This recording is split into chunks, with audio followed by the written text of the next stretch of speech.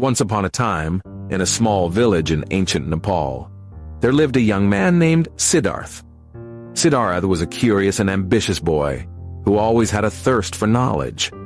One day, he heard about a wise old Buddhist monk who lived on the outskirts of the village and was renowned for his profound teachings on the power of silence. Siddharth was intrigued and decided to seek out the monk to learn more. After a long and arduous journey, Siddharth finally reached the monastery where the monk resided.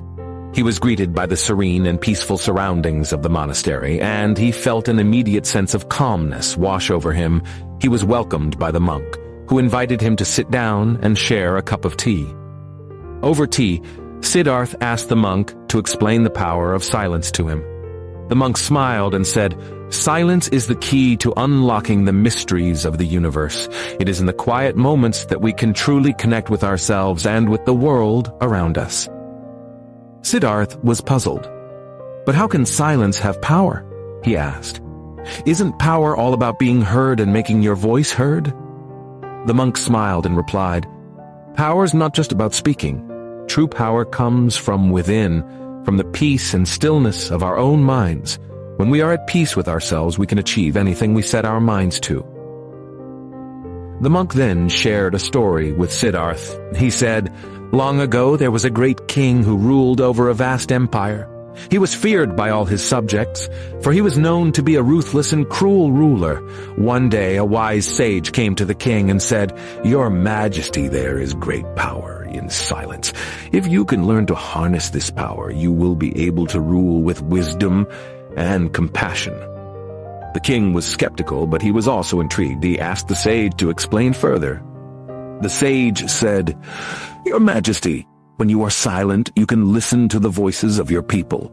You can hear their grievances, their hopes, and their fears.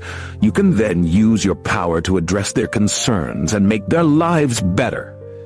The king was moved by the sage's words, and he decided to give it a try. He began to listen more and speak less. He listened to the voices of his subjects, and he used his power to help them in any way he could. Over time, the king became known as a wise and just ruler. His subjects respected him and his kingdom prospered, all because he learned to harness the power of silence." Siddharth was inspired by the monk's story, and he realized that there was great wisdom in the power of silence. He decided to stay at the monastery and learn more from the monk. Over the next few weeks, Siddharth learned to meditate and quiet his mind. He learned to listen to the sounds of nature and to his own inner voice. He felt a sense of peace and clarity that he had never experienced before. One day, as he was sitting in meditation, Siddharth had a realization. He understood that the power of silence was not just about being quiet, but about listening deeply to the world around him. He realized that when he was silent, he could hear the voices of the universe speaking to him. He felt a sense of oneness with everything around him. From that day on, Siddharth lived his life with a newfound sense of purpose and clarity. He knew that the power of silence would guide him in all his endeavors and that he could achieve anything he set his mind to.